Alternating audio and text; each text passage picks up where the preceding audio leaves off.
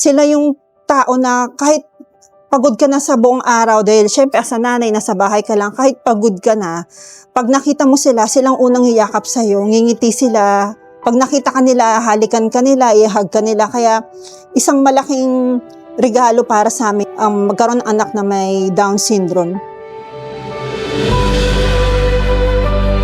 Magandang umaga po sa lahat. Assalamualaikum. Ako po si Armida Amir Alang, 50 years old. At ito naman po ang aking anak na si Siti Zarina Amara A. Alam. Siya po ay 8 years old na ipinanganak na may Down syndrome. Nung pinanganak po siya, bali ginigising po ako ng doktor.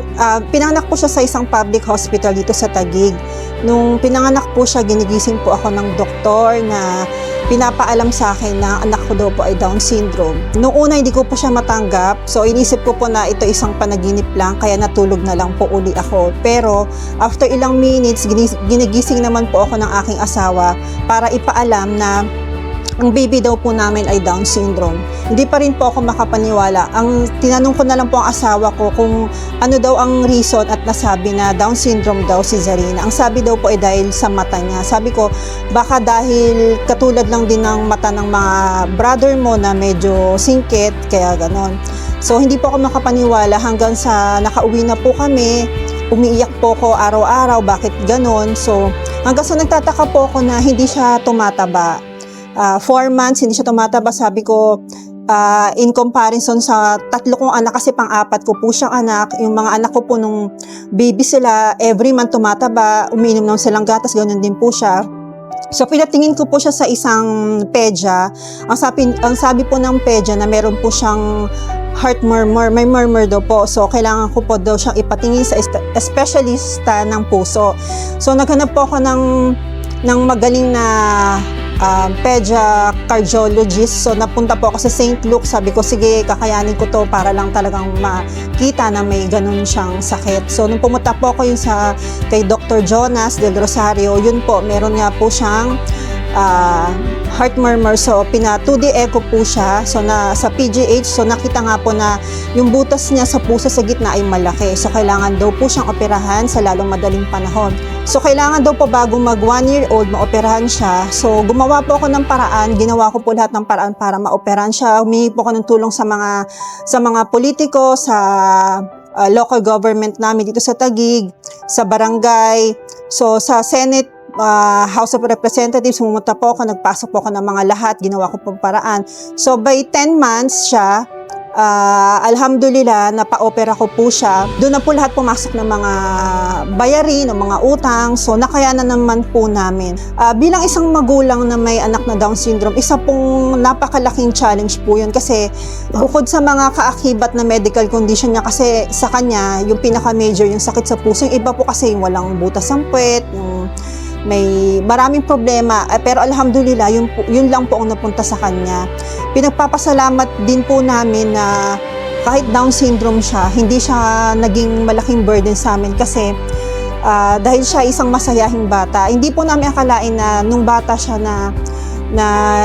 kahit hindi siya nakakapagsalita ng katulad ng typical na bata, siya kahit na unti-unti na kahit mami, meme, dada, para sa amin, malaking bagay na yon. Kumaga, maliit na bagay sa iba, pero sa amin, na may anak na may disability, malaking bagay na po sa amin yun. Kaya ito po, ang payo ko, lalo na sa, marami po akong sinalihan na grupo, ang payo ko po sa kanila, sa mga bagong magulang na may anak na Down syndrome, ang una po dyan is acceptance. I-accept nyo po na isa itong biyaya na binigay sa inyo ng Panginoon na kahit ano pa siya, tanggapin nyo. Yung meron kasi noon, syempre, tinatago sila. So, ito, para sa amin, in-expose namin sila para magkaroon ng awareness na iba na, ganito palang Down syndrome, di naman pala sila yung magulo, makulit, na nagwawala. Mababait po sila. At saka, sila yung tao na kahit pagod ka na sa buong araw, dahil syempre as a nanay, nasa bahay ka lang, kahit pagod ka na, pag nakita mo sila, silang unang hiyakap sa'yo, ngingiti sila. Pag nakita ka nila, halikan ka nila, i-hug ka nila. Kaya isang malaking regalo para sa amin ang magkaroon ng anak na may Down syndrome.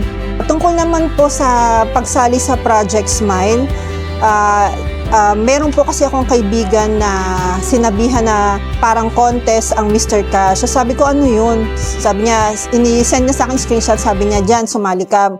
So binasa ko muna yung nakapost po. So sabi ko, sige, pwede naman, wala namang problema, wala namang mawala. Lalo na sa panahon ngayon na krisis talaga, maraming pinagdadaanan ng bawat pamilya. So sabi ko, try ko. So nag-comment po ko. So, nagbasa din po ako ng mga ibang comment na sabi ko, bakit parang konti lang din atang sumasali? Sabi ko, mali mo, mapili din ako. Hanggang sa nakita ko dun sa message request, meron palang nung March, pa pala. So, delayed ko na nabasa. Inano ko din yung sa mga anak ko, sana mapili ako para kahit papano, makabili tayo ng pangailangan ni Zarina. Kasi siya, mahilig kasi siya sa juice, bihira siya uminom ng tubig, kaya kahit papano, makakatulong din yun na pambili namin ng daily needs niya. Ako po ay nagpapasalamat sa Mr. Cash para sa kanilang project Special Smile dahil malaking tulong po ito sa mga pamilyang nangangailangan sa panahon nito, lalo na sa mga pamilyang may anak na may disability. Isa po itong magiging inspirasyon, sana po ito ay magdala ng inspirasyon sa ibang organisasyon o kumpanya para makatulong po sa mga pamilyang nangangailangan sa panahon ngayon. Bilang isang magulang, syempre matanda na din po kami, isa po sa mga gusto namin mangyari sa kanila, maging independent sila. So syempre ng mga bata sila, 4 years old na yan, kailangan marunong na siyang umihi sa CR. Ako po, tinuturuan ko naman po siya, pero hinahayaan din po namin kasi darating din naman po sa ganung phase na matututo. So yun, katulad po ngayon, nung mga 6 years old siya, doon natuto na rin po siyang umihi mag-isa sa CR, tsaka magbawas. So marunong na rin po siyang kumain mag-isa. So yun na lang po ang dream ko, na maging independent siya, na syempre matututo din siya mag-bis, sa sarili niya mag-isa.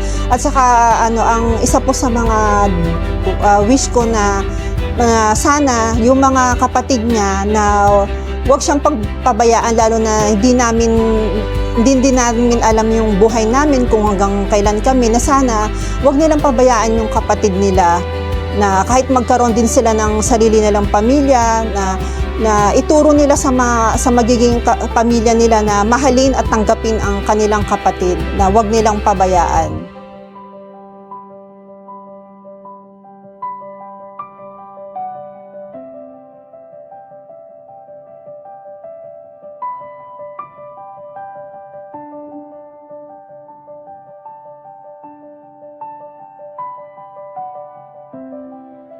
Kaagapay mo sa buhay, Mr. Cash.